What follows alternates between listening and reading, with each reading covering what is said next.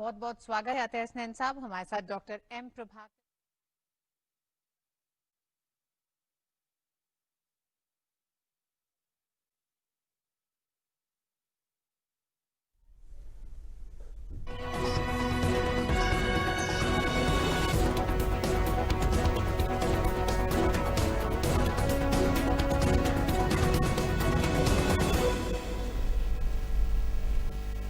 नमस्कार, चर्चा में आपका स्वागत है। मैं हूं विकास सिंह।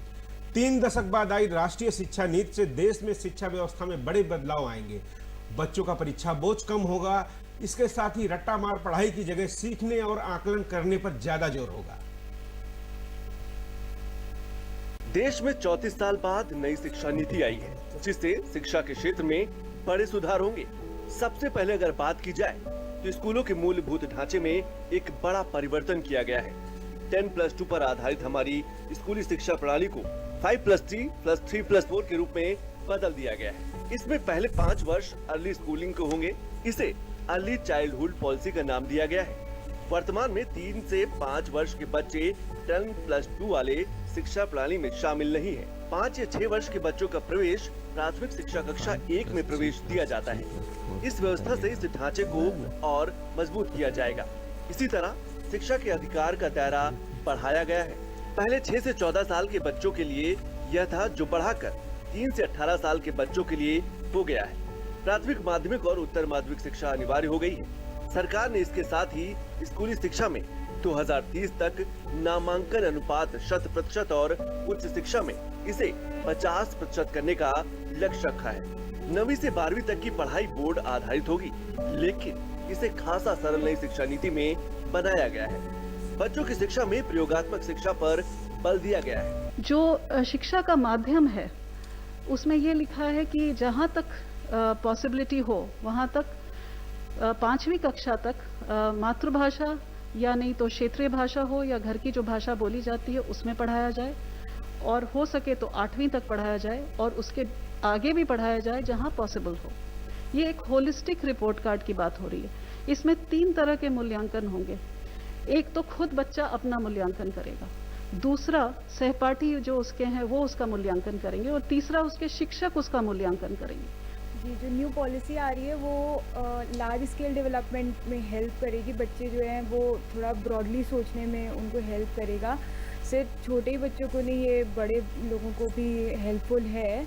बच्चों का परीक्षा बोझ कम होगा और वह रट्टा मारने के बजाय सीखने और आकलन पर जोर देंगे। नई शिक्षा नीति से प्राइवेट स्कूलों में मनमानी ढंग से फीस रखने और बढ़ाने को भी रोकने का प्रयास किया जाएगा। एमफिल को अब खत्म कर दिया जाएगा। अनुसंधान में जाने के लिए 3 साल की स्नातक डिग्री के बाद 1 साल स्नातकोत्तर डिग्री करके पीएचडी में प्रवेश लिया जा सकता है। संगीत, खेल, योग आदि को सहायक पाठ्यक्रम के बजाय मुख्य पाठ्यक्रम से भी जोड़ा जाएगा। शिक्षा के माध्यम से 1ली से 5वीं तक मातृभाषा का इस्तेमाल किया जाएगा। किसी कारणवश विद्यार्थी उच्च शिक्षा के बीच में ही अगर कोर्स छोड़कर चले जाते हैं तो उन्हें कुछ नहीं मिलता। डिग्री के लिए दोबारा से नई शुरुआत करनी पड़ती है। नई नीति में पहले वर्ष कोर्स छोड़ने पर प्रमाण पत्र, दूसरे वर्ष छोड़ने पर डिप्लोमा और अंतिम वर्ष छोड़ने पर डिग्री देने का प्रावधान किया गया है। शिक्षा जगत और आम लोगों के साथ विद्यार्थियों ने इस नई शिक्षा नीति का स्वागत किया है। सबसे बड़ी चीज़ जो है कि पहले जो एजुकेशन सिस्टम में बच्चों का डेवलपमेंट शुरू होता था 6 साल की एज से, वो अब ये 5+3+3+4 वाले से बच्चों का डेवलपमेंट 3 साल की उम्र से ही शुरू हो जाएगा। पहले ये होता था कि एक स्ट्रीम लेते थे बच्चे और उसी में वे सारी अपनी मतलब प्रयोगात्मक परीक्षाएं सब कुछ किया करते थे। अब ये हो गया है कि किसी भी विषय से वो पढ़ाई कर सकते हैं और आगे चलकर इसका उन्हें बहुत फ़ायदा होने वाला है। कोई किसी भी नौकरी में जा सकते हैं। जो छात्र जिनकी पढ़ाई छूट गई है या किसी कामवश या काम करने की वजह से या नौकरी की वजह से, अगर उन्होंने बाई चांस उन्होंने ग्रेजुएशन या पोस्ट ग्रेजुएशन का या किसी भी शिक्षा का 1 वर्ष किया है, अगला छूट गया है, उसको पूरा करने का अवसर मिलेगा, जिससे कि उनका समय भी नहीं जाएगा और उनका जो है एक तरह से विकास होगा उन लोगों का भी। प्रधानमंत्री ने नई शिक्षा नीति पर कहा कि हम भारत को दुनिया का शैक्षिक हब बनाना चाहते हैं। उन्होंने कहा कि नई शिक्षा नीति कोई सर्कुलर नहीं, बल्कि एक महायज्ञ है जो नए देश की नींव रखेगा। राष्ट्रीय शिक्षा नीति 21वीं सदी के भारत की नए भारत की फाउंडेशन तैयार करने वाली है। 21वीं सदी के भारत को हमारे युवाओं और हमारे युवाओं को जिस तरह की एजुकेशन की जरूरत है, जैसी स्किल्स चाहिए, राष्ट्रीय शिक्षा नीति पर इन बातों पर विशेष फोकस है। 3 दशक के बाद आई नई राष्ट्रीय शिक्षा नीति से नागरिकों को सशक्त बनाने के लिए और साथ ही अच्छी शिक्षा को बल मिलेगा। देश के लक्ष्यों को शिक्षा नीति के जरिए पूरा किया जा सकेगा और राष्ट्र की प्रगति को गति मिलेगी। Bureau report, DD news, Lucknow. बेहद ही खास और महत्वपूर्ण विषय पर हम आज चर्चा करेंगे। हमारे साथ इस चर्चा में खास मेहमान है। सबसे पहले हम उनका आपसे परिचय करा देते हैं। हमारे साथ में प्रोफेसर मनोज दीक्षित जी, जाने माने शिक्षाविद, और प्रोफेसर मुकुल श्रीवास्तव जी, पत्रकारिता विभाग, लखनऊ विश्वविद्यालय से। आप दोनों लोगों का चर्चा में स्वागत है। सबसे पहले प्रोफेसर मनोज जी, हम आपके पास आएंगे और ये जानना चाहेंगे कि जो 3 दशक बाद नई शिक्षा नीति आई है, 5+3+3+4 की जो ये प्रणाली लागू होगी, आपको लगता है इससे शिक्षा क्षेत्र में बड़ा परिवर्तन आएगा? किस तरीके से आएगा? अभी तक हमारी जो प्रणाली थी 10+2 पर आधारित थी, अब किस तरीके से आप इसमें नया देखेंगे? विकास जी, मैं सबसे पहले तो इस बात को करेक्शन करना चाहूँगा कि ये 3 दशक बाद नहीं, ये लगभग 250 साल के बाद भारत की कोई शिक्षा नीति आई है जिसे भारतीय शिक्षा नीति कहा जा सकता है। भारत के पास अपनी शिक्षा नीति नहीं थी। 1835 के बाद से जो मैकॉले की शिक्षा नीति देश में चल रही थी, हमने आज़ादी के बाद उसी का एक्सटेंशन भी किया, उसी का परिवर्धन भी किया, उसी का पोषण भी किया, और इस कारण से हम आज इस स्थिति में पहुँचे हैं कि जहाँ पर हम भारतीय शिक्षा व्यवस्था को भारतीय जड़ों से पूरी तरह से टूटा हुआ पाते हैं। और यही इस नीति के मूल में है, जड़ में है। मैं चूँकि लोकनीति का ही विद्यार्थी हूँ, इसलिए ये बात साफ कहूँगा कि लोकनीति में 2 चीज़ें बहुत महत्वपूर्ण होती हैं। एक उसका इंटेंट क्या है, एक उसका कंटेंट क्या है। सबसे पहले तो ये इंटेंट जानने की आवश्यकता है, और इस नीति में बड़ी स्पष्टता से लिखा हुआ है कि ये लाइन पढ़ने वाली है, प्राचीन और सनातन भारतीय ज्ञान और विचार की समृद्ध परंपरा के आलोक में यह नीति तैयार की गई है। पहली बार ऐसा हुआ है कि किसी पॉलिसी में हमने अपने प्राचीन विश्वविद्यालयों के नाम दिए हैं। पहली बार ऐसा हुआ है कि किसी लोक नीति के डॉक्यूमेंट में भारत के विश्वगुरु बनने की कल्पना को लिखा गया है, स्पष्टता के साथ लिखा गया है। पहली बार एक ऐसी नीति आती है जो कि अपनी कमियों का स्पष्टतः वर्णन करती है। हमारी प्राचीन जो वैभव था उसको लौटाने की कोशिश करेगी। न केवल लौटाने का कोशिश करेगी, बल्कि 50-60 करोड़ के आसपास जो विद्यार्थी ज्ञान की इस परंपरा के लिए देश में शिक्षा पाना चाहते हैं, वे विदेशी शिक्षा प्राप्त कर रहे हैं। इससे बड़ा मुझे लगता है संक्रमण काल कुछ नहीं हो सकता था। इसलिए मैं ये पहली बात स्पष्टता से कहूँगा कि एक तो ये राष्ट्रीय शिक्षा नीति, इसमें स्पष्टता से शब्द का ध्यान रखा गया है। इसे नई शिक्षा नीति नहीं कहा गया है, क्योंकि नई होने के बाद वो 30, 35, 40 साल तक नई बनी रहती है। ये एक और बड़ा संकट है। 1986, 85-86 की बनी हुई नीति को हम अब तक नई कहते रहे और अगली नीति को भी नई कहते। इसलिए कस्तूरी रंगन कमेटी ने स्पष्टता से इसे राष्ट्रीय शिक्षा नीति 2020 का नहीं नाम दिया, नेशनल एजुकेशन पॉलिसी दिया। इसे न्यू एजुकेशन पॉलिसी नहीं कहा गया। पहली बात तो ये आती है। अब आते हैं हम, इसके 3 खंड हैं। 3 खंड में पहले हम प्राथमिक या प्री प्राइमरी, जिसको आप कह सकते हैं प्रिपरेटरी सिस्टम कह सकते हैं। पहली बार किसी भी शिक्षा नीति ने भारत में कभी ऐसा जो नहीं अभी हुआ तक ऐसी व्यवस्था थी कि उसे प्रिपरेटरी एज ग्रुप को भी इसमें शामिल किया गया है। अब तक हम 6 वर्ष के बाद के बच्चों को ही अपने इसमें शामिल करते थे। बाकी जो है वो एक अजीब सी व्यवस्था के तहत पढ़ रहे होते थे। 2.5 वर्ष से बच्चा स्कूल जा रहा होता था, लेकिन उसे काउंट नहीं करना होता था। 6 वर्ष से हम बच्चे को काउंट करते थे। पहले आंगनवाड़ी की व्यवस्था होती थी। आंगनवाड़ी की व्यवस्थाएं हैं, और ये जो अपने प्रिपरेटरी स्कूल्स ढेर सारे प्राइवेट सेक्टर में खुले हुए थे, ये सारे ढेर सारे स्टेलाइज करने की व्यवस्था हो गई। इससे नुकसान हो रहा था। हमें नुकसान ये हो रहा था कि एक लार्ज चंक ऑफ स्टूडेंट जो था वो भारत बोध से अलग होकर अपनी शिक्षा को, संस्कृति से टूट कर अपनी शिक्षा को प्रारंभ कर चुका होता था, इससे पहले कि वो प्राइमरी में आता। नई राष्ट्रीय शिक्षा नीति ने इस बात को ध्यान दिया कि हमें अब इस ग्रुप को भी ले लेना है। जो खेल कूद से सीखने की व्यवस्था थी, उस व्यवस्था को भी भारत केंद्रित करने का प्रयास किया जाए, ये इस शिक्षा नीति में स्पष्टता से वर्णित हो गया है। बिल्कुल। प्रोफेसर मुकुल जी, एक समाज में, न्याय संगत समाज में, जीवंत समाज में शिक्षा की महत्वपूर्ण भूमिका होती है, और ऐसे में हमारी राष्ट्रीय शिक्षा नीति को आप किस तरीके से देखते हैं कि पूरे समाज, पूरे देश के विकास में किस तरीके से ये प्रभाव डालेगी? देखिए, बड़ा ही सार्थक और सुंदर सवाल है। मैं अभी जब प्रोफेसर दीक्षित बोल रहे थे तो मैं उन्हीं की बात को थोड़ा आगे बढ़ाना चाहता हूँ कि इससे पहले जो भी शिक्षा नीति थी या जिन पर चर्चा होती थी वो देश की शिक्षा नीति नहीं थी, वो थोपी गई शिक्षा नीति थी और हम उसी को फॉलो करने की कोशिश कर रहे थे। बड़ा बेहतरीन एग्जाम्पल है कि इस देश की शिक्षा नीति में पहली बार भारतीय भाषाओं पर जोर दिया गया।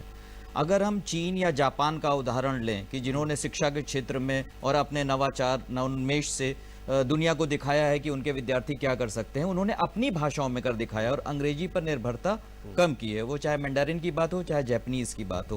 पहली बार ये सोचा गया कि जो हमारे पास जो प्रतिभा है वो किसी विदेशी भाषा पर निर्भरता बढ़ाने की बजाय अपनी भाषाओं में उस ज्ञान को, उस संस्कार को आगे बढ़ाया जाए और उसके साथ साथ उसमें भारतीयता का पुट हो, जो हमें एक भारतीय होने के नाते गर्व का एहसास कराए। तो मेरे ख्याल से ये एक बहुत ही शानदार कदम। मातृभाषा का प्रयोग होगा और हो सकेगा तो 6 के बाद या 8 के बाद भी इसका प्रयोग कर सकते हैं। सरकार की ये मंशा है इसमें। तो इससे आपको जो है करें अपनी मातृभाषा के प्रति लगाव भी होगा, उसको बढ़ावा भी मिलेगा। उसके साथ एक और जो चीज़ है कि जैसे जैसे हम हायर एजुकेशन में जाते हैं तो हमें लगता है कि हमारी भाषाओं में सामग्री कम है। हमें लगता है कि हमें अंग्रेजी भाषा में जो सामग्री है वो स्तरीय है, उसका स्तर उतना बेहतर नहीं है। तो इससे क्या होगा कि जो भारतीय भाषाएं उनमें भी जो सामग्री है उनका परिष्कार होगा और वो विश्व स्तर की हमें मिल पाएंगे विद्यार्थियों। बिल्कुल। प्रोफेसर मनोज जी, नई राष्ट्रीय नीति में हम अगर देखते हैं विद्यार्थियों की बात करते हैं, सबसे पहले रट्टामार पढ़ाई, परीक्षा का बोझ,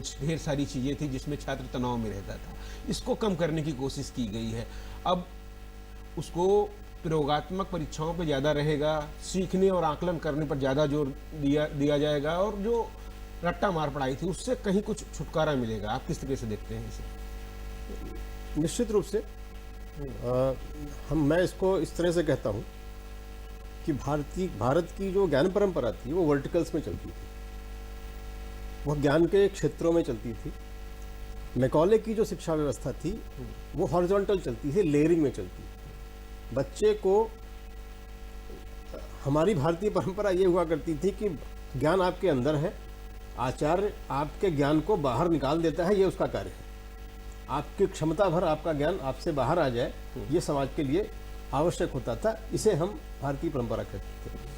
हमें जो मैकॉले सिस्टम से प्राप्त हुआ वो ये हुआ कि आपके अंदर जितना भी वॉल्यूम है उसमें हम लेयरिंग ऑफ एजुकेशन को भर देंगे ठोक ठोक के आपके अंदर। वो आपके किसी काम की नहीं होगी, वो समाज के भी किसी काम की नहीं होगी, लेकिन हम उससे ही आपके ज्ञान को टेस्ट करेंगे।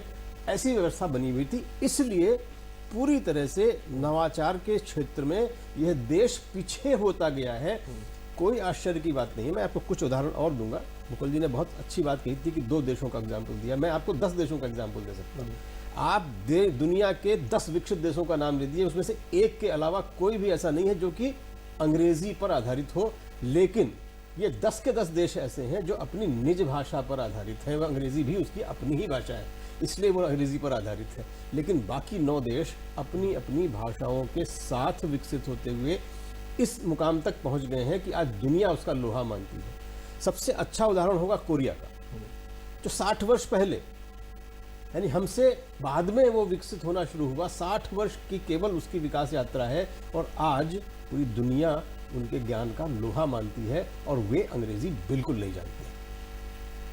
जापान नहीं जानता है, फ्रांस नहीं जानता है, स्पेन नहीं जानता है, जर्मनी नहीं जानता है, चाइना नहीं जानता है, इटली नहीं जानता है। यानी किसी देश की विकास यात्रा में विदेशी भाषा का सहारा लिया जाए, इससे बड़ा संकट आपके ऊपर कोई नहीं हो सकता। भारतेंद्र ने बहुत अच्छी लाइन कही थी, निज भाषा उन्नति है, सब उन्नति को मूल। अपनी भाषा, और निज शब्द का इस्तेमाल किया था, हिंदी अंग्रेजी का इस्तेमाल नहीं किया था, बंगाली तमिल का इस्तेमाल नहीं किया था। अपनी भाषा में यदि आप उन्नति करेंगे तो सारी उन्नतियों का मूल आपकी भाषा में होगा, क्योंकि भाषा संस्कृत से सीधे सीधे जुड़ी होती है। आपके अंदर स्वाभिमान किसी दूसरी भाषा से आ ही नहीं बिल्कुल। प्रोफेसर मनोज, इससे जुड़ा एक और सवाल हम चाहेंगे इसी में कि नए भारत के निर्माण में जो हमारी लक्ष्यों की प्राप्ति है उसमें हमारी ये पॉलिसी किस तरीके से अहम भूमिका अदा करेगी?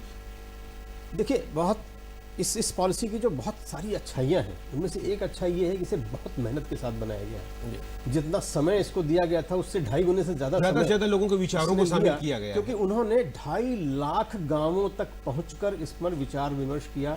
लगभग हर पॉलिटिकल पार्टी से किया, लगभग हर सांसद विधायक से किया, लगभग हर अध्यापक से किया। इतना विचार विमर्श सिर्फ इसलिए किया कि वे जानना चाहते थे कि अध्यापकों में, समाज में चिंतन है क्या।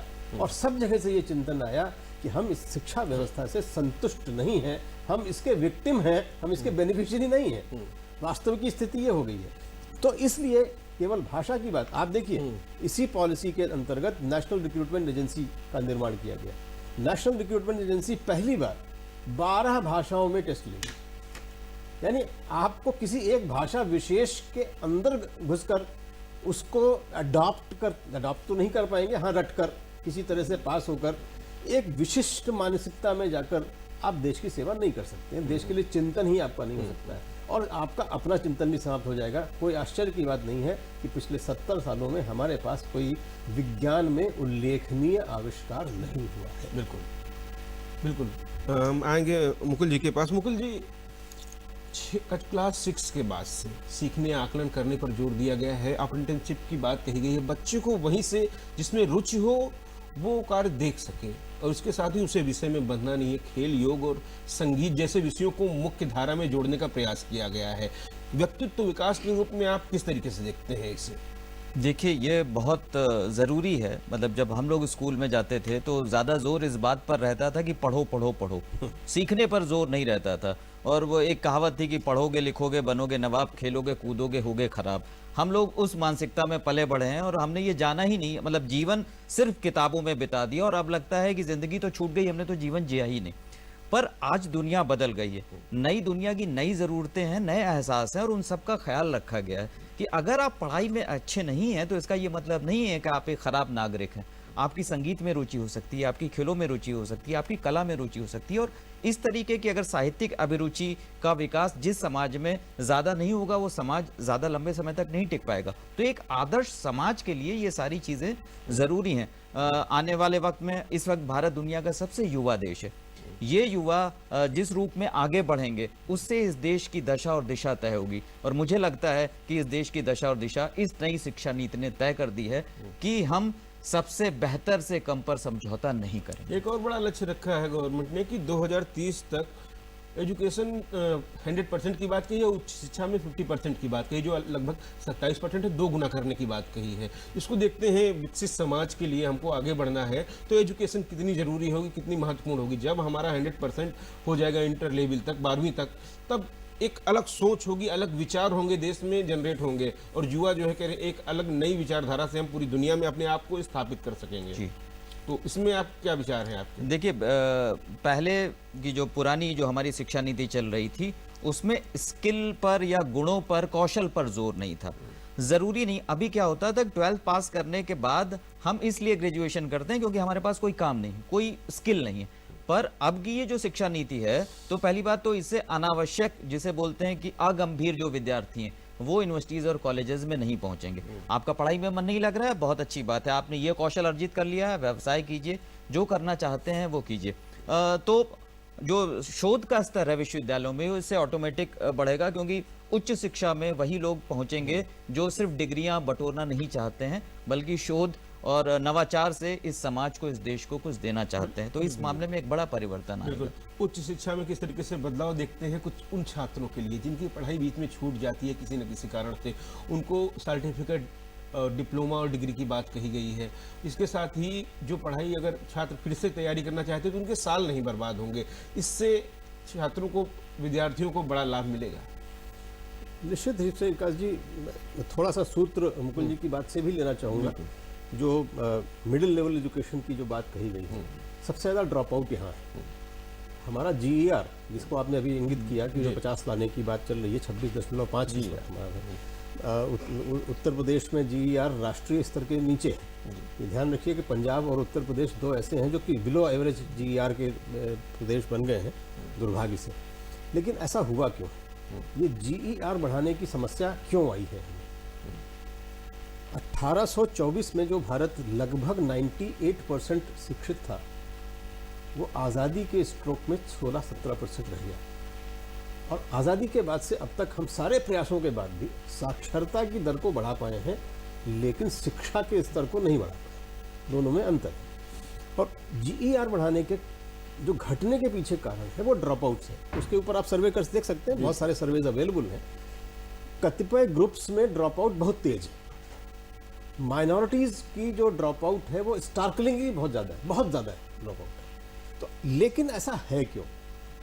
उसके पीछे के कारण को भी जानना होना चाहिए। एक तो कारण ये है कि हमारी पिछली शिक्षा नीति ने जिस रोजगार परक शिक्षा के पीछे सारा जोर लगा दिया, उसने हमारी शिक्षा व्यवस्था का नुकसान ज़्यादा किया, फायदा कम किया। शिक्षा रोजगार के लिए ही नहीं है। रोजगार शिक्षा का एक बाई प्रोडक्ट हो सकता है। नॉलेज आपका प्रोडक्ट है। हम नॉलेज की जगह पर हमने व्यावसायिक तथाकथित व्यावसायिक पाठ्यक्रमों की एक पूरी भीड़ लगा दी। हमने एक आभासी पिक्चर दे दी, इतने लाख इतने करोड़ रोजगार अवेलेबल हैं, उसके लिए विद्यार्थी नहीं है, इसलिए कॉलेजेस खुले।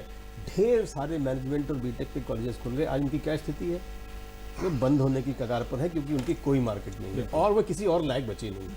गुणवत्ता पे हमको ध्यान देना होगा। कविता लिख नहीं सकते, बिल्कुल वे गद्य लिख नहीं सकते, बिल्कुल म्यूजिक गुणवत्ता की बात करनी होगी। जब विश्व स्तर पर हिंदुस्तान के भी विद्यालय टॉप 10 की लिस्ट में अगर रहेंगे, टॉप 50 की लिस्ट में रहेंगे, तो वो अलग पहचान होगी हमारे देश की। निश्चित रूप से। तो अगर ये देखा जाए तो जो राष्ट्रीय शिक्षा नीति के बहुत स्ट्रॉन्ग जो अवेलेबल पॉइंट, जिसको 9.2 जो पॉइंट है, वो बहुत ही इंपॉर्टेंट पॉइंट है। क्योंकि राष्ट्रीय शिक्षा नीति में पहली बार ऐसा हुआ है कि उन्होंने 10 बिंदु जो कमियां हैं हमारी उच्च शिक्षा की, उन्हें इंगित करके लिख दिया है। और सबसे पहली कमी लिखा है, गंभीर रूप से खंडित उच्चतर शैक्षिक पारिस्थितिकी तंत्र।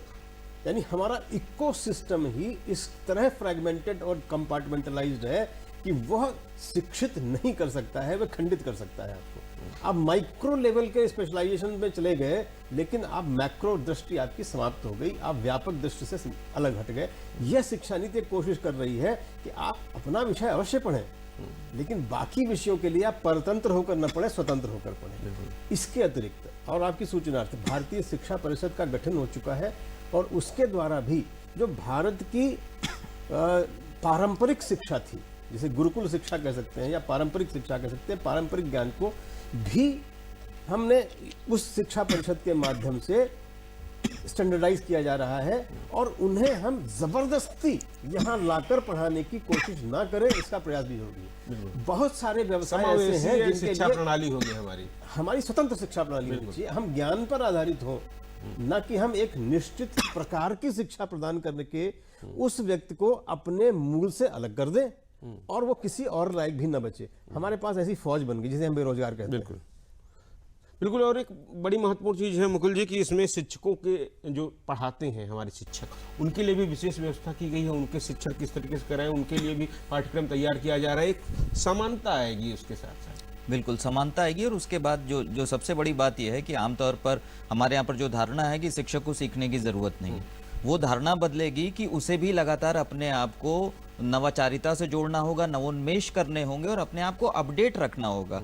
तकनीक आधारित इस दुनिया में जहां आपका मोबाइल 4 दिन में अपडेट मांगता है, आप क्लास 10th या 12th के नोट्स को लगातार वही आगे बढ़ा रहे हैं, वही पढ़ा रहे हैं, तो इससे काम नहीं चलने वाला, क्योंकि अब रट्टा मार शिक्षा वाला युग जा चुका है। और इसलिए इससे क्या होगा कि दोनों तरफ शिक्षक भी लाभान्वित होंगे, क्योंकि वो अपने आप को अपडेट करेंगे, और विद्यार्थी भी लाभान्वित होंगे। तो इससे जिसे बोलते हैं कि जिज्ञासा आधारित समाज का निर्माण होगा, प्रश्न ज्यादा पूछे जाएंगे और जिससे फिर शोध को बढ़ावा मिलेगा। बिल्कुल। प्रोफेसर मनोज जी, एक चीज और मैं जोड़ना चाहूंगा कि इसमें जो परिणाम परीक्षा फल जांचने का आकलन करने की बात कही गई है कि छात्र अपना असेसमेंट खुद करेगा, उसका सहपाठी एक करेगा, तो उससे आप देखते हैं एक व्यवस्था में सुधार और तनाव में कमी आएगी। देखिए, पूरे विश्व में जब हम एक बात कहते हैं, आपने वो बात कही थी, मैं पकड़ नहीं पाया उस समय, कि हम जब श्रेष्ठ संस्थाओं की बात करते हैं कि भारत के कोई भी विश्वविद्यालय प्रथम 10 में, प्रथम 100 में, हम इनफैक्ट 200 में भी नहीं आते हैं, तो बेसिकली विश्वविद्यालय अपने स्ट्रक्चर से थोड़ी आते हैं, वो अपने इकोसिस्टम से आते हैं। पूरे दुनिया में यही व्यवस्था है। इस प्रकार की वार्षिक परीक्षा प्रणाली पूरी दुनिया के किसी भी विकसित देश में नहीं है। वहाँ इस प्रकार की परीक्षाएं होती ही नहीं। आपका असेसमेंट होता है, आप साल भर क्या सीख रहे हैं, ये रोज का काम है, ये रोज का असेसमेंट है। इसको असेस करने का काम टीचर का है, वो और पीयर का है, जिसको आपने कहा सहपाठी। पीयर ग्रुप और टीचर्स ये दोनों मिलकर उसे असेस करेंगे और वो अपने टीचर को असेस करेगा कि तीनों ने मिलकर क्या ज्ञान अर्जित किया है, क्या वो उससे संतुष्ट है। इसको असेस किया जाता है। हमारे यहाँ जो वार्षिक शिक्षा प्रणाली या सेमेस्टर शिक्षा प्रणाली है, वो एक्सीडेंटल प्रणाली है।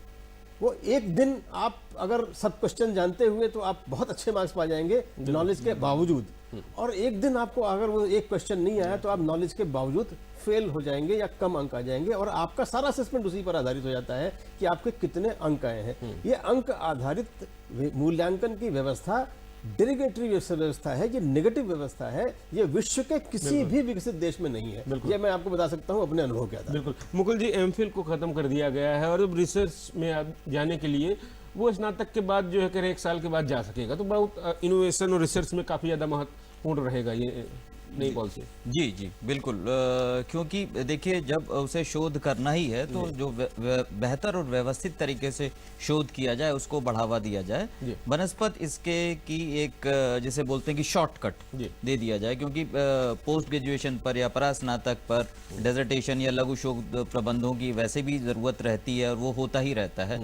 तो एमफिल ये एक इसी तरीके का मामला था कि कुछ नहीं कर रहे हैं तो चलो एमफिल कर लेते हैं। तो जब अब हमारे पास एक खाका है किसी के विद्यार्थी के व्यक्तित्व का निर्माण का, तो उस खाके में एमफिल कहीं से भी फिट नहीं हो रहा था और इसलिए उसे बिल्कुल समय के साथ जरूरतों के साथ हमको अपनी शिक्षा व्यवस्था को आगे बढ़ाना था और उस पर हम आगे बढ़ रहे हैं। आज इस महत्वपूर्ण विषय पर आप लोगों ने चर्चा में भाग लिया, उसके लिए आप लोगों का बहुत बहुत आभार।